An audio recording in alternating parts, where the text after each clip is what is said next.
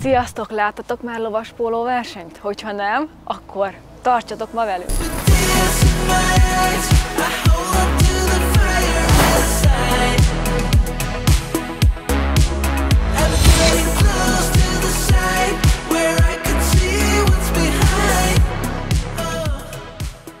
Ez egy hatalmas nagy élmény, hogy ide eljutottunk. Nem is gondoltam volna, hogy ma egy ilyen lovaspóló mérkőzésre fogunk kilátogatni. Nagyon szerencsések vagyunk, hogy még volt jegy. Gyertek, foglaljuk el a helyünket. És van itt a klubház mellett egy ilyen gift shop, nyilvános WC, és lehet venni magatoknak, hogyha itt jártok, frissítőt, sört, üdítőt, amit csak akartok. A másik oldalon pedig ott a pálya, és természetesen étterem lehetőség is van, ki lehet bérelni itt ezt a kis klubházat, és akkor lehet ott falatozni. Itt a pálya, gyertek, mindjárt kezdődik a mérkőzés, nézzük meg, hogy hogy néz ki. Ugye ezt úgy kell elképzelni, hogy egy ilyen hosszanti pályán fognak játszani, és itt pedig vannak a nézők, és most itt előttük fogunk elsétálni, hogy lássátok ti is, hogy milyen ez az igazi lovaspóló verseny és az amerikai életérzés. Nézzétek meg, ide ki vannak pakolva itt oldalt, itt vannak már a székek, és helyet lehet foglalni, mindjárt kezdődik a mulatság.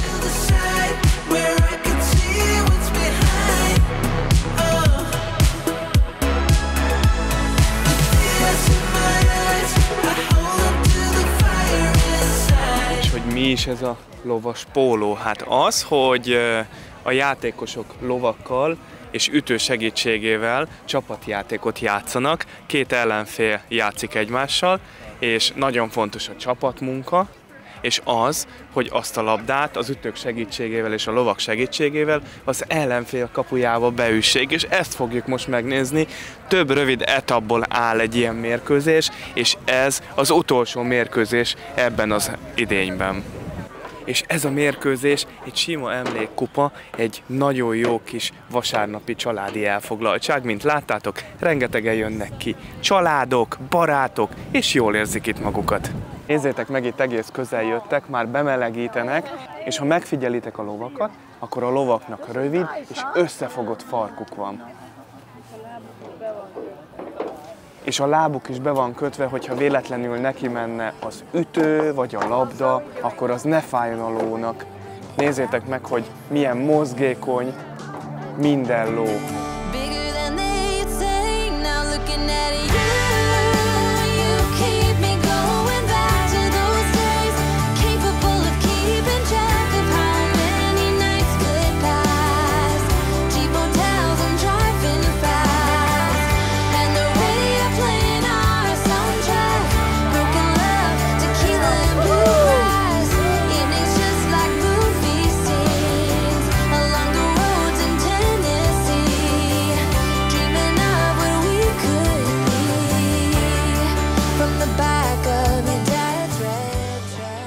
Most jöttek körbe itt a csapattagok, és viszik körbe az amerikai zászlót, le lehetett pacsizni, vagy integetni nekik.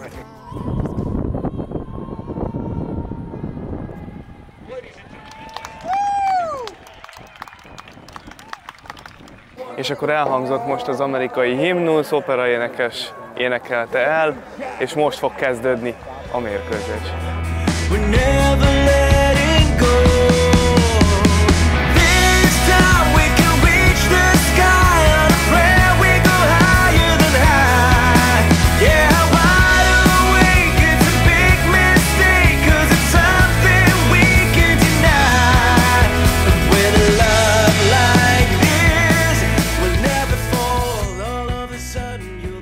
Fel kellett, hogy vegyem a pulóvert, mert nagyon hűvös szél fúj, és kicsit be is ültünk az autóba, mert körülbelül 10 perc után valaki leesett a lóról, és arra kellett várnunk, hogy rendeződjenek a dolgok, de most újra elkezdődött a meccs, úgyhogy nézzük meg, hogy ki fog nyerni.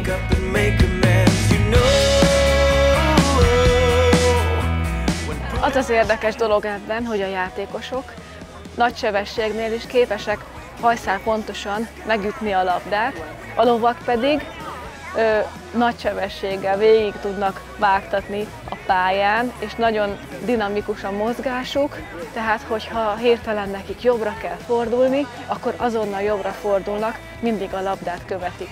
A meneteket csekkörnek hívják, és egy mérkőzés 7,5 percből áll. Ezeket a szüneteket azért kell tartani, mert közben, hogyha kell, kicserélik a lovakat, kicsit pihennek, és utána folytatják. Most kezdődött el a második mérkőzés, eddig 2-0 az állás. És itt nem csak a sportnak az élménye az érdekes, nem csak azért jönnek el, hanem a közösség, amikor az amerikaiak összegyűlnek, és egy teljesen idegen társasággal elkezdenek iszogatni, meg beszélgetni.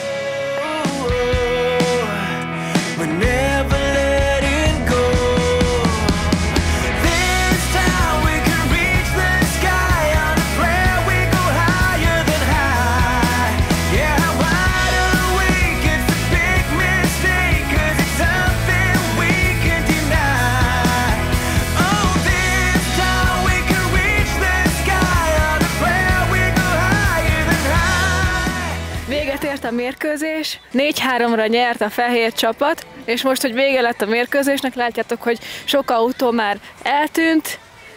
Itt is rengetegen voltak, de már szinte mindegyik elment. Most gyerekprogramok vannak, kivitték a pályára az ilyen fa lovakat, és azon lehet a gyerekeknek lovagolni.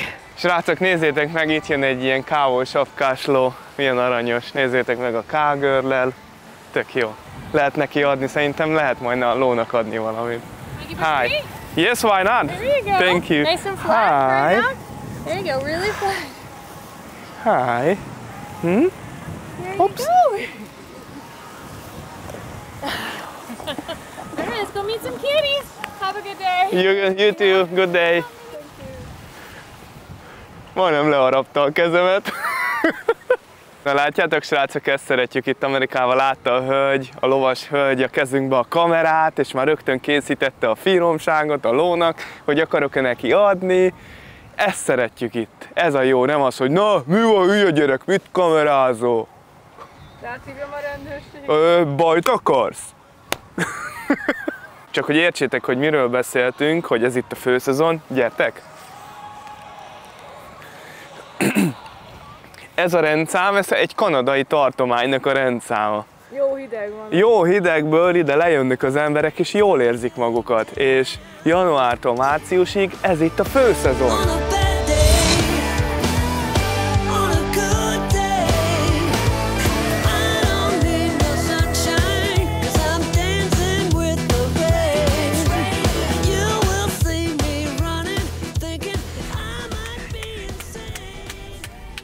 Itt vagyunk most a Myakka Nemzeti Parkban, ami Floridának az egyik legnagyobb nemzeti parkja, és arról híres, hogy itt van egy nagy lyuk, ami tele van vízzel, és oda költöztek az aligátorok. Nagyon sok van.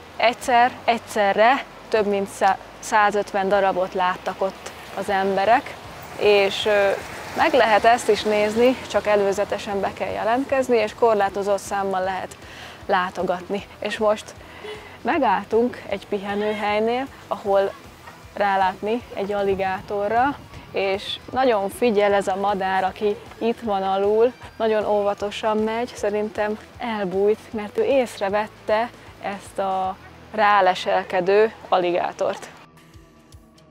A vadállatokat természetesen nem szabad etetni. Vannak olyan őrültek, akik etetik, de vésük azt az eszünkbe, hogy ők nem tudnak különbséget tenni étel és étel között, szóval, hogyha elkezded etetni, akkor esetleg téged is annak nézhetnek, ételnek.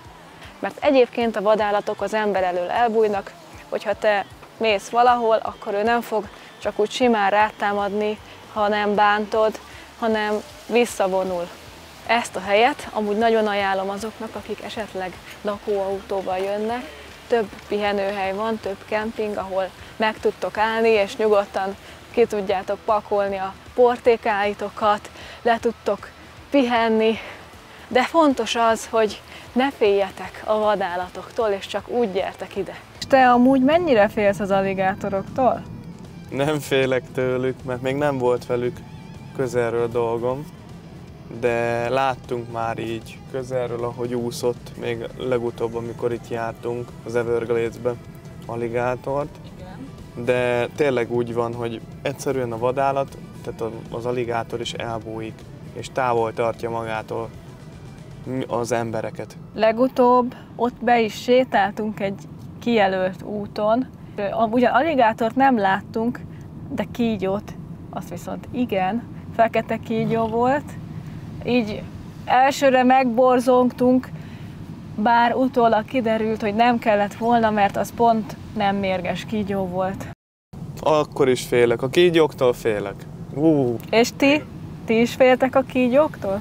Természetesen a park területén több helyen is van WC lehetőség, ilyen kis cuki faházakban van a női és a férfi mosdó, valamint a mozgássérült is megcsinálva. Én azért megnézem, biztos, ami biztos alapon, hogy sehol ne legyen kígyó.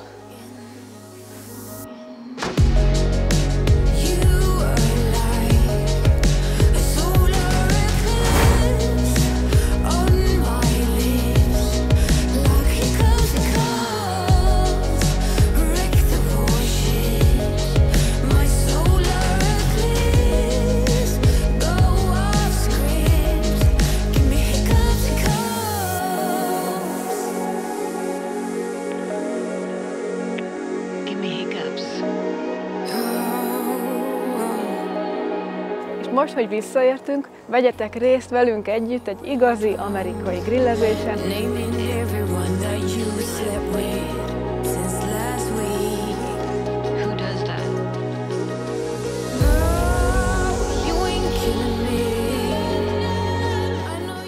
Grillezés közben beszélgettünk a barátainkkal, és akkor feltettünk nekik pár kérdést, hogy miben más például itt élni Amerikában, az Egyesült Államokban, mint otthon. Hát azt mondták erre, hogy a legszembetűnőbb különbség az emberek, az embereknek az egymáshoz való hozzáállása, az a úgymond stresszmentes élet, nincs az a brutális rohanás, és ez leginkább ide Floridára jellemző, hogy nyugodtak az emberek, nem rohannak.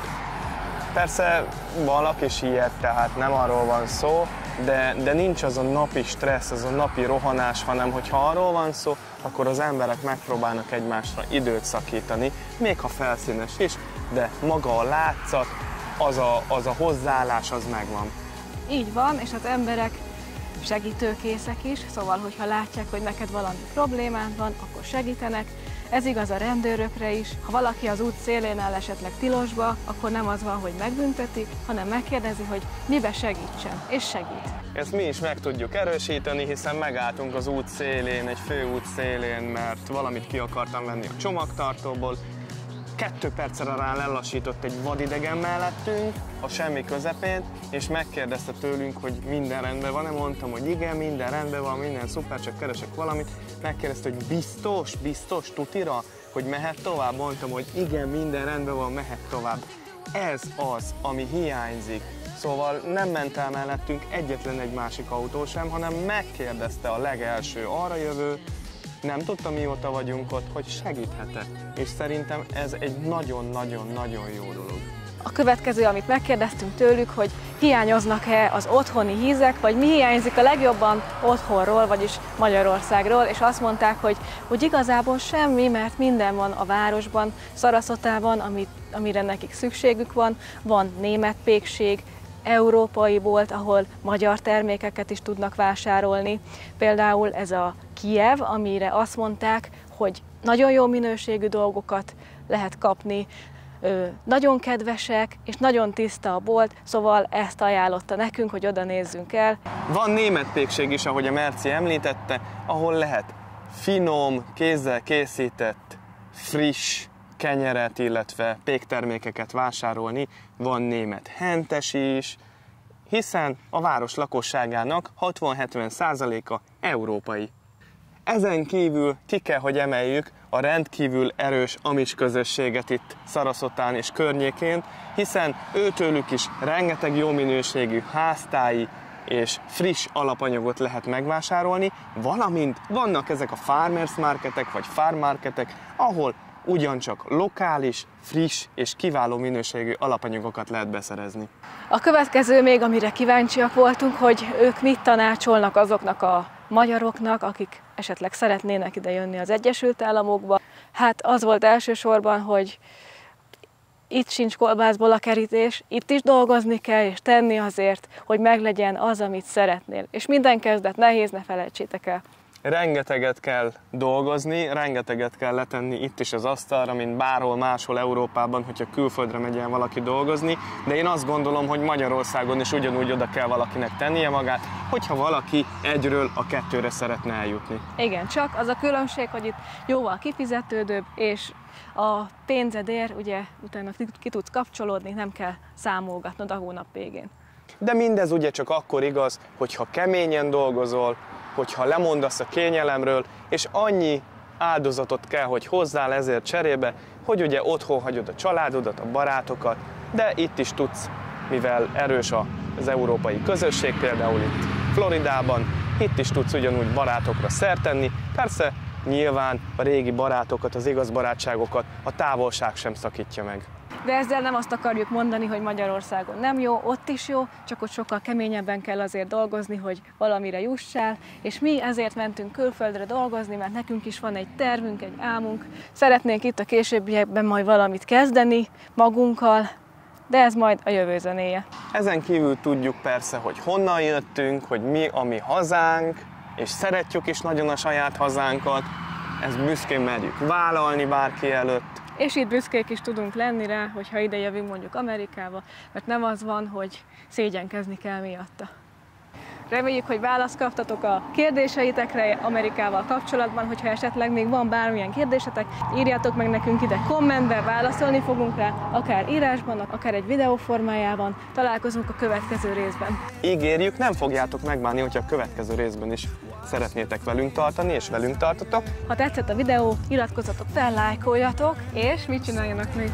Nyomjátok meg azt a bizonyos kolompot, hiszen ez elengedhetetlen, hogy értesüljetek a legközelebbi kalandunkról, hogy továbbra is velünk tartsatok, és köszönjük, hogy támogatjátok a munkánkat.